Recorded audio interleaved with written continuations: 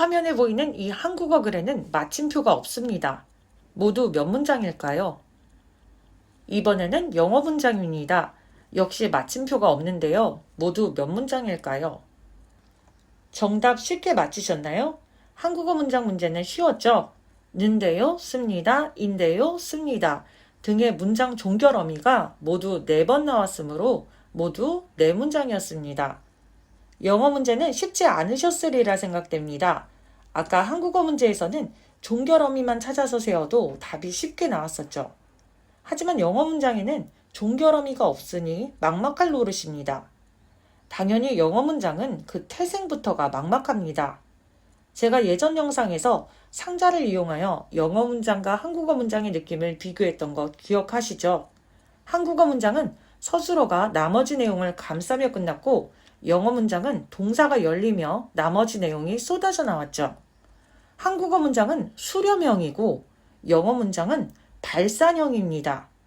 문장의 채말단에서 종결 어미로 수렴되는 한국어와 달리 영어 문장은 문장이 시작하는 주어 바로 옆 동사에서 나머지 내용이 마구마구 쏟아져 나옵니다.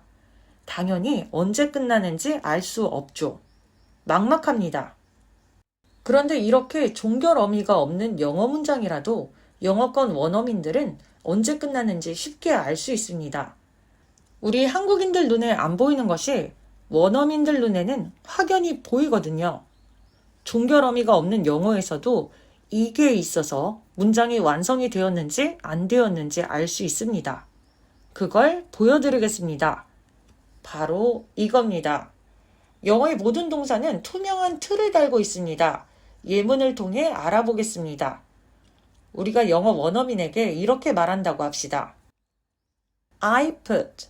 이 말을 들은 원어민은 답답해합니다. 우리가 말을 하다가 말았기 때문입니다. 이렇게 말하면 어떨까요? I put a pencil. 이번에 원어민의 기분은 어떨까요? 역시 답답하고 짜증납니다. 원어민 입장에서는 이것도 말을 하다만 격입니다. I put a pencil on the table. 이렇게 말을 해야 원어민은 마음이 편안합니다.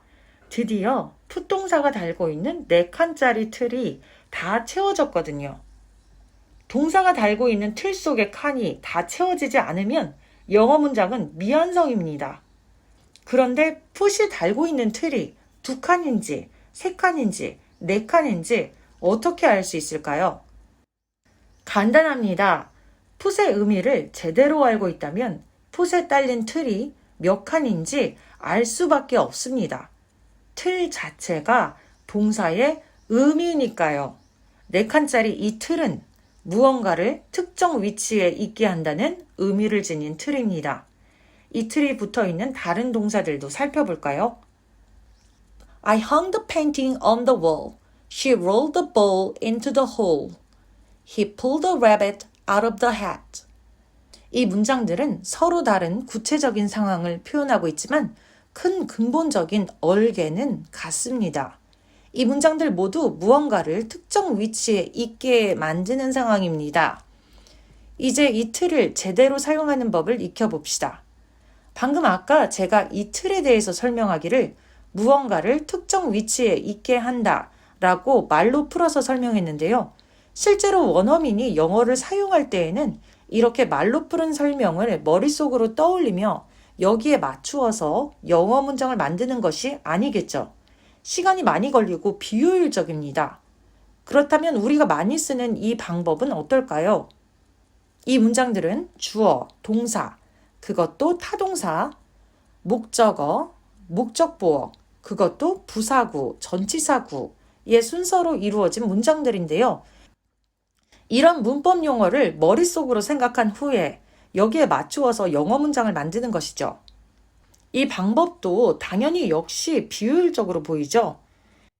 이 틀을 제가 투명하고 잘 느껴지지 않는다고 표현했었는데요. 그만큼 이 틀은 순식간에 느껴지는 찰나의 느낌일 뿐입니다. 틀의 구체적인 의미를 말로 표현하거나 문법 용어로 추상화할 필요가 없이 틀은 감각적으로 느껴집니다. 굳이 말로 표현하자면 입니다. 제가 한번 이라고 소리를 낼 때마다 저는 틀 속 해당 칸에서의 느낌을 느꼈을 뿐입니다. 무엇인가가 영향을 미쳐서 어떤 다른 것이 어느 위치에 있게 되었구나. 저는 간질간질한 이런 느낌을 동물적으로, 야생적으로 느꼈을 뿐입니다. 이 틀의 이 기본적인 느낌을 상황에 맞추어 다양한 동사와 위치 표현, 관련 대상들로 자세히 그려내면 여러 문장들로 구체화되는 것입니다. 이 느낌을 여러분께 진심으로 정말로 너무나 그대로 전달하고 싶은데 잘 전달되고 있는지 모르겠습니다. 저는 개인적으로 이 방법이 우리 한국인들이 문제라고 생각하는 문법 번역식 영어 학습법을 깨고 나올 수 있는 방법이라고 생각합니다. 어렸을 때부터 영어를 많이 접하거나 언어적 재능이 탁월한 분들이 자연스럽게 습득하게 되는 감도 결국 이 이지 않을까 추측하고 있습니다. 그래서 어떻게든 이 원초적인 감각을 전달하고자 앞으로 계속 영상을 만들어 볼 참입니다. 다시 풋동사로 돌아가서 틀을 더 자세히 살펴봅시다. 이 틀은 풋동사의 의미 그 자체입니다. 2칸이나 3칸짜리 틀에 끼워 넣은 풋은 겉모양만 풋으로 가면을 쓰고 있을 뿐입니다. 풋의 의미는 2칸이나 3칸짜리 틀로는 잡아낼 수 없으니까요. 풋동사가 풋동사의 의미를 담고 있는 틀을 열면 그 틀이 채워질 때까지 문장은 미완성입니다. I put. 이 표현은 풋의 동작은 등장했지만 아직 무언가와 어딘가가 채워지지 않았습니다. I put a pencil. 이 표현은 put 동작과 무언가는 등장했지만 어딘지가 채워지지 않았습니다. I put a pencil on the table. 이제서야 put의 의미가 모두 채워졌습니다. 이렇게 동사 틀이 모두 채워진 후에야 문장을 그대로 끝낼 수 있는 가장 기본적인 조건이 충족됩니다. 이렇게 이 문장이 끝날 수도 있고 다른 부가적인 것들이 열릴 수도 있습니다. 그 부가적인 것들도 열리면 채워줘야겠죠? 그 부가적인 요소들은 나중에 관련 영상에서 보겠습니다. 학생들은 단어장을 보고 put 동사의 의미를 두다, 놓다 등으로 단순화해서 암기하는 경우가 많은데요. 영어 동사에 해당하는 한국어 서술어의 의미를 단순하게 1대1 대응해서 짝지어 외우는 식이죠. 이런 방식으로는 영어 동사에 대해서 제대로 알 수 없습니다. put의 의미를 학습한다는 것은 put이 태생적으로 달고 있는 이 틀도 함께 받아들인다는 것입니다. 앞에서 확인하셨겠지만 틀 자체가 곧 동사의 기본적인 의미니까요. 이번에는 put의 이 틀을 함께 사용한 다른 동사들을 더 살펴보겠습니다. 아까의 문장들을 그대로 가져왔습니다. 이 문장들 모두 put이 사용한 4칸짜리 틀을 사용했는데요. 이 문장들을 3칸짜리 틀을 사용해서 잘라보겠습니다.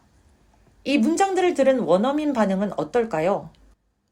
I put a pencil 까지 들었을 때처럼 답답할까요? 아닙니다. put 동사와 달리 위에 hang, roll, pull 등의 동사는 3칸짜리 틀로도 그 뜻을 표현할 수 있습니다. 동사의 의미 영역이 3칸짜리로도 충분합니다. 이번에는 이 문장들 중 2개 문장에 2칸짜리 틀을 써보겠습니다.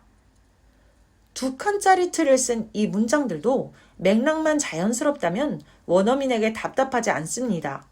이 동사들은 2칸짜리 틀의 의미 영역까지 품고 있으니까요. 어떤 동사를 배운다는 것은 그 동사의 기본적인 의미가 무엇이며 그 의미 범위가 어디까지인지 학습하는 것입니다. 동사의 의미가 2칸짜리 틀로 잡히는지, 3칸짜리 틀로 잡히는지, 4칸짜리 틀로 잡히는지 아는 것이 중요합니다.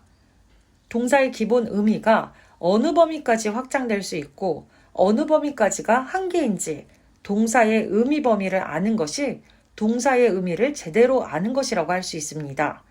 말씀드렸다시피 틀이 곧 의미입니다. 우리는 이제부터 틀이 가진 다양한 의미를 살펴보아야 합니다. 틀의 의미는 다양합니다. 예를 들자면 4칸짜리 틀이 모두 put 동사에서 사용된 그 의 의미를 가지고 있는 것은 아닙니다. 다른 의미의 도 많습니다. 심지어 짧은 2칸짜리 틀에 느낌도 하나가 아닙니다. 앞으로의 영상들에서 다양한 틀의 의미와 그 구체적인 사용법, 동사의 의미 범주 학습법 등을 차근차근 살펴보도록 하겠습니다.